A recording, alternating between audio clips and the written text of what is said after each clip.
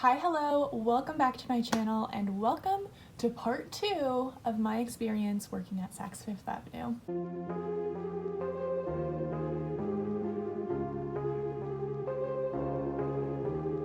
Now, if you guys have not seen the first video yet, I will link it for you in the cards right here, but briefly, in that first video, I talked about some of the things that I experienced in my very short time working at Saks Fifth Avenue in New York City. Now, again, in this video, the point is not to drag the company, it is not to say anything negative or shed any negative light on Saks as a company. I personally think they are a great brand and they are doing really incredible things in the retail space. And so, just to be abundantly clear, this has nothing to do with my opinions of Saks as a company. This is, again, as in the first video, just my experience in my short 2.5, 3 months of working there. And so I feel like I left a lot of stuff out of the first video, so I just wanted to come on here and make a part 2 because I know you guys have been having a lot of questions. I've been getting a lot of comments on that video, and so I wanted to address some more topics and talk about some more things, talk about some fun things that came with the job, and so that is what this video is going to be about. So, if you're new here, my name is Jenny and I make fashion videos, lifestyle videos, and so if that's what you're into, be sure to subscribe to my channel. If you do end up liking this video, be sure to give it a like and let's get into it. Very quickly, before we jump into the topics I have written down that I want to discuss, I have been receiving quite a few DMs and comments even about what the discount at Saks is like. And to be perfectly honest, I don't remember. I think it was approximately 25% off of most items. I really don't remember though, and I think it's one of those things that changes fairly often. So even if, you know, it was 25% during my time there, it could very well have changed by now. It's something that probably differs from location to location. I was working at the flagship store in New York City, so that very well could have been different from other stores. I don't really know, so I don't want to speak on that just since I don't have the straight facts for you guys. I'm sorry about that, but I believe it was somewhere within the 25% range, and I know that it varied across product categories. So I know beauty products were different than shoes, that was different from ready-to-wear, that was different from high-end brands like Fendi, Chanel, all of those. Just wanted to put that out there before we dive into the rest of the topics. Okay, so one of my favorite things during my time at Saks was a thing that we called our designer meetings. And every morning before the start of your shift, actually every shift, you had a meeting to kick it off. If you were opening, you had a morning meeting before the store opened. And then if you were working a later shift, you had a midday meeting. But for our morning meetings, I think it was like once a month, maybe twice a month or so, we would have different designers or different brands that we sold throughout the store come in and give us a presentation. Like, they would bring models in, they would bring either this season's products or next season's and kind of introduce us to what was coming in the store. And so we'd get to see new clothing that we weren't selling quite yet, but that we were going to be selling eventually within the next season or the end of the season we were in. So I thought that was really cool.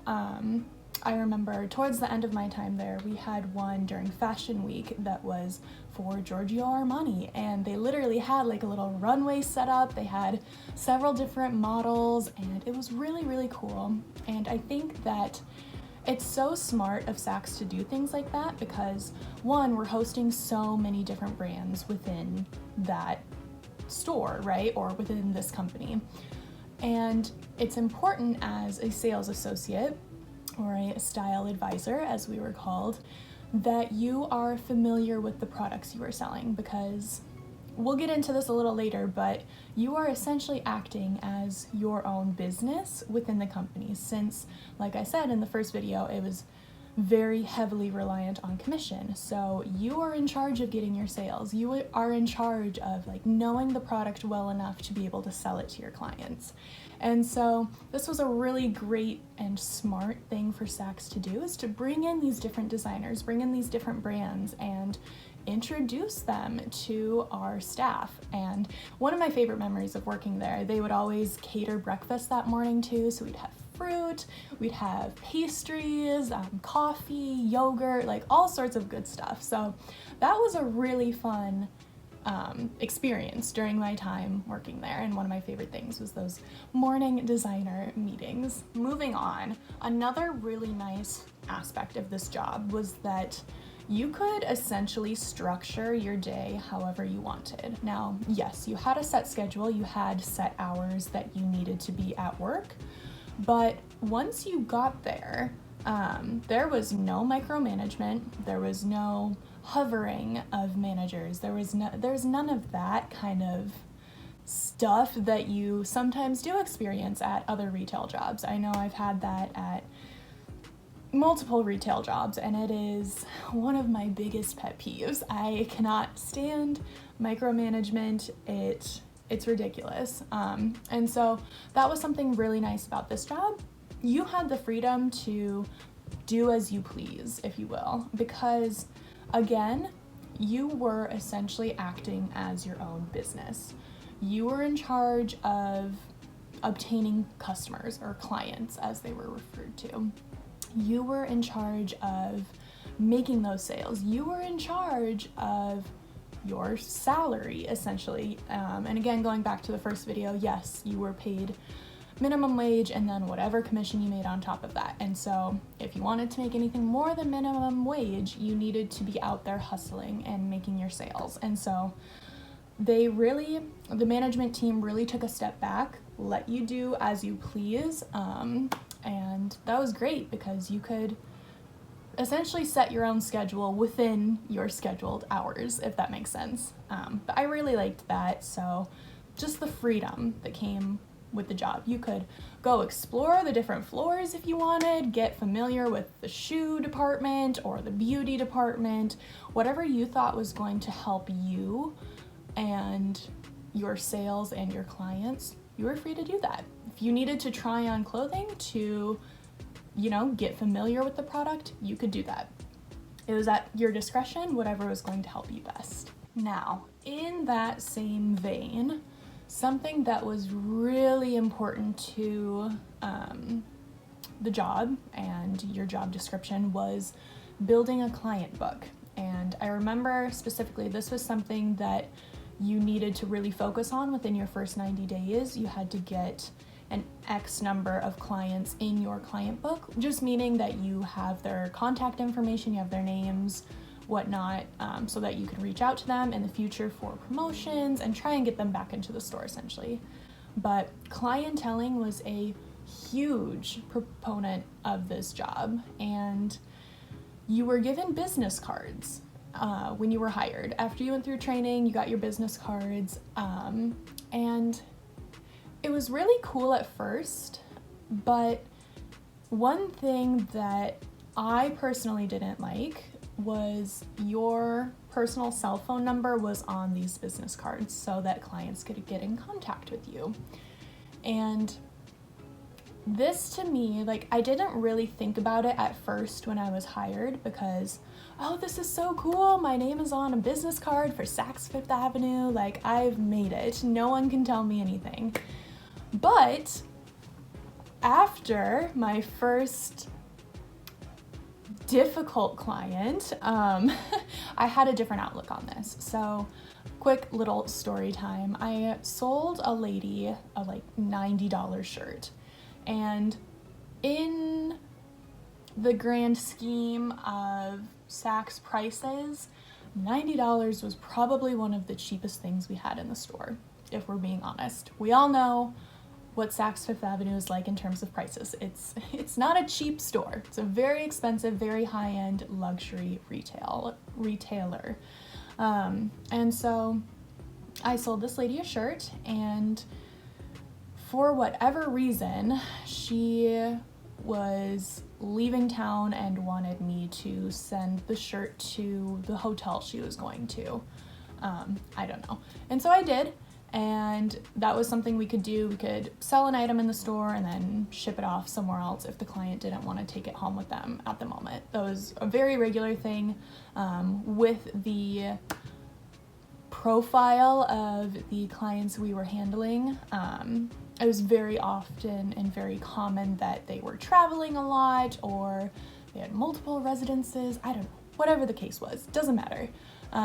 But nevertheless, I sent this item to the location that this lady was staying at. And one Saturday night when I was not working, it was one of my days off, my phone started blowing up at like 10 o'clock at night.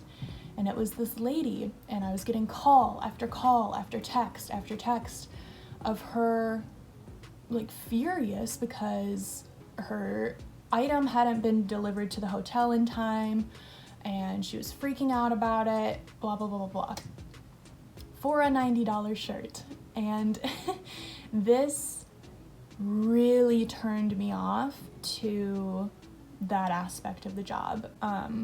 And it was something, again, this is personal for me because it was essentially in that moment I realized I don't want to be building a client book within this job, within this position, because I didn't care enough to be dealing with stuff like that on my days off.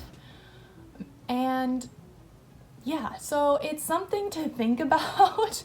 Know that one of the big components of this job and working here is building a client book and making that relationship with customers. It's so important, but also realize that in doing that, you are going to be giving them your first and last name, your contact information, your email, and occasionally you're gonna get a crazy person or two who have no professional boundaries at all. And so it's something to think about. If you're serious about the job and serious about making a career out of working with this set clientele, absolutely do it, go for it. You know, there were people, we would refer to them as like $1 million books, $2 million books, $3 million books, who I was working with, who essentially had a client book big enough that they were selling $3 million worth of merchandise in a year, and so on and so forth. So think about it, because your client book is going to, of course, bring you more sales. The bigger you build your book, the more sales you're going to get, the more money you're going to earn, since it's essentially a commission-based job. And so to be successful at the job, you are going to have to build your client list, and you're gonna have to be giving these people all of your contact information. So something to very much consider if for whatever reason you're wanting to work there. If you think this would be a good fit for you, think about that as well. And again, for some people, no problem at all. For me, I didn't like it, and so it was one of the factors that led me to leave. So that is all that I have for you today, guys. I hope you enjoyed part 2 of my experience working at Saks Fifth Avenue. And again, I just want to make it abundantly clear that this was just my experience. You could walk in there, get a job, and have an entirely different experience from me.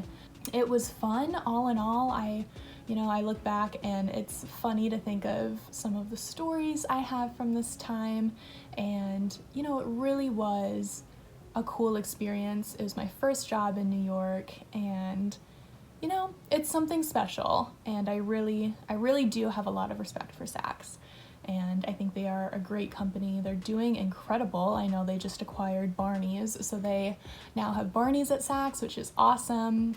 If you guys have never been to a Saks location, absolutely go. It is an experience in itself, just visiting the store.